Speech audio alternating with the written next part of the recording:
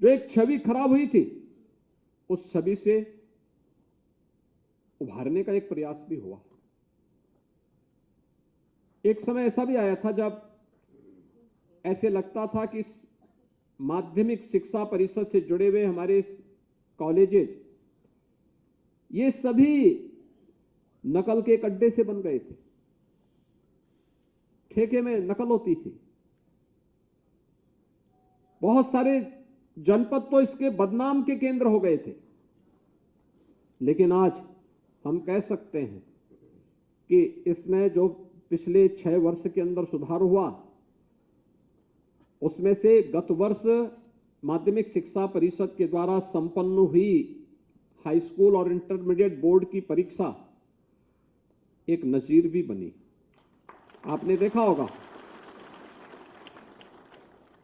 एक समय ऐसा भी होता था जिसमें साल भर केवल परीक्षा, परिणाम और प्रवेश, इन तीनों में 3/4 समय खर्च हो जाता था।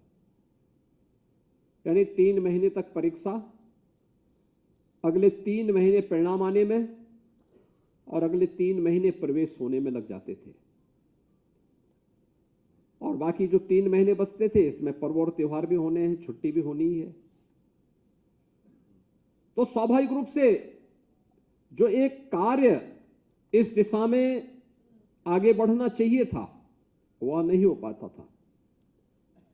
यह पहली बार हुआ है और मुझे लगता है कि पूरे देश के लिए नजीर भी बना कि 14 से 15 दिन के अंदर परीक्षा, माध्यमिक शिक्षा के 56 लाख विद्यार्थियों की परीक्षाओं को संपन्न कराना और अगले 14 दिन के अंदर परिणाम लाना, यह माध्यमिक शिक्षा ने गत वर्ष करके दिखाया। नकल विहीन परीक्षा होगी, यह भी करके दिखाया।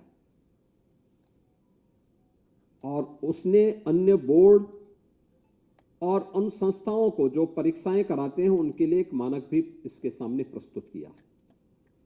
अगर 56 लाख विद्यार्थियों की परीक्षा एक तय समय सीमा के अंदर संपन्न की जा सकती है, कोई कारण नहीं कि हम शिक्षा की गुणवत्ता को बनाए रखते हुए अन्य जो भी सुधारात्मक कदम उठाए जाने हैं, इनको भी हम समयबद्ध तरीके से आगे न बढ़ा सकें। अवश्य किया जा सकता है।